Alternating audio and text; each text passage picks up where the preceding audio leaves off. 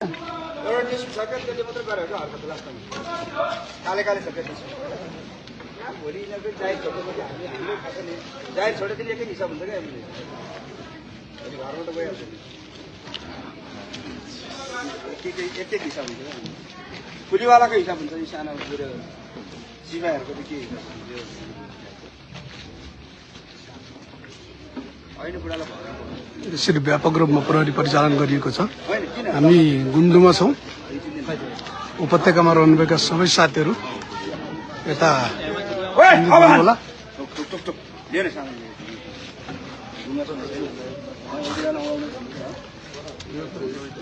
उपत्यकामा भएका सबै साथीहरू को हुनुहुन्छ सबै गुन्डु केन्द्रित हुनुहोला। यसरी प्रहरी गुन्डुमा यसरी सयौंको संख्यामा यहाँ प्रहरी परिचालन गरिएको छ। यो कानुनी राज्यको धज्जी उडाइएको छ। सबैले यो एउटा लोकतान्त्रिक देशमा संविधानसम्म जानुपर्ने कानुनसम्म जानुपर्ने विषयमा यसरी धरकपड गर्ने एउटा विशिष्ट व्यक्तित्व एउटा मान्छेलाई यो किसिमको गतिविधि गर्ने यो एउटा हिजो पञ्चायत जस्तो एउटा झल्को आएको छ। तपाईँ सबै साथीहरू को हुनुहुन्छ सबै साथीहरू गुन्डु केन्द्रित हुनुहोला।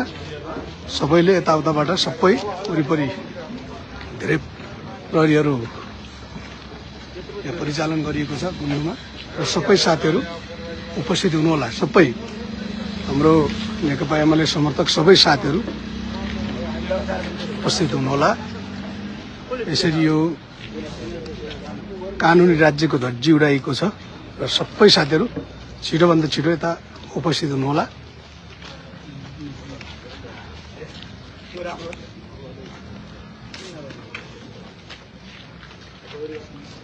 यस्तो हिसाबले यो रातिको 4:30-5 बजे यो किसिमको एउटा गलत प्रवृत्ति गलत संस्कार आम युवालाई एउटा सकारात्मकतिर भन्दा पनि यो फेरि देशलाई मुडभेडतिर लैजाने प्रयत्न भएको छ। सबैले जलाउन मार्न उद्देशित गर्न एउटा किसिमको मान्छेको मानसिकतामा त्यसरी भर्ने काम भएको छ। सबैले यो किसिमको कुनै आज शनिबारको दिन पनि यस्तो किसिमको न अदालतबाट कुनै पक्राउ पुर्जी छ न केही त्यस्तो प्रक्रिया अगाडि बढाइएको छ। तैपनि यस्तो किसिमले यस्ता गलत गतिविधि गर्ने कार्य भएको छ। सबै साथीहरू छिटोभन्दा छिटो गुन्डुमा उपस्थित हुनुहोला। उपत्यकामा भएका सबै साथीहरू उपस्थित हुनुहोला।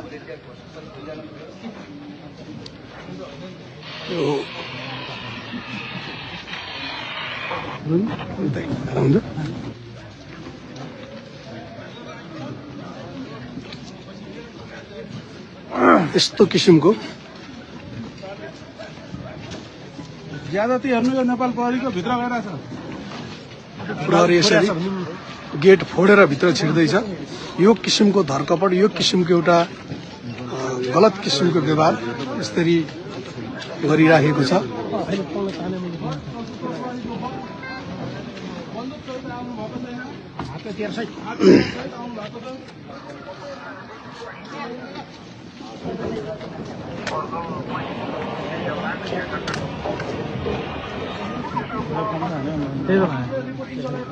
अवरोध पुराउनु भएको छ।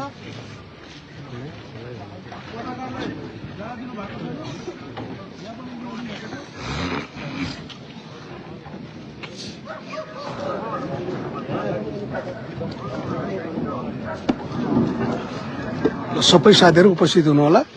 भित्र पुलिस प्रवेश गरेको छ र यो कानुनी राज्यको धज्जी उडाइएको छ र सबैले यस्ता यो घृणित कार्य यो एउटा राज्यले दमन गरेको यो पुलिस प्रशासनलाई जबरजस्त रूपमा यसरी परिचालित गरेर यो रातको समयमा यस्तो किसिमको एउटा अमानवीय किसिमको हरकत गरेको छ र यसलाई कानुनी रूपमा कानुन सबैलाई कानुनी राज्यलाई सबैले मान्नुपर्छ। तर यो किसिमको गैर कानुनी गैर राजनीतिक यस्ता हरकतहरू हाम्रो अहिलेको सरकार जो यही चीजलाई एउटा संस्थागत गर्न अराजकतालाई यो किसिमको एउटा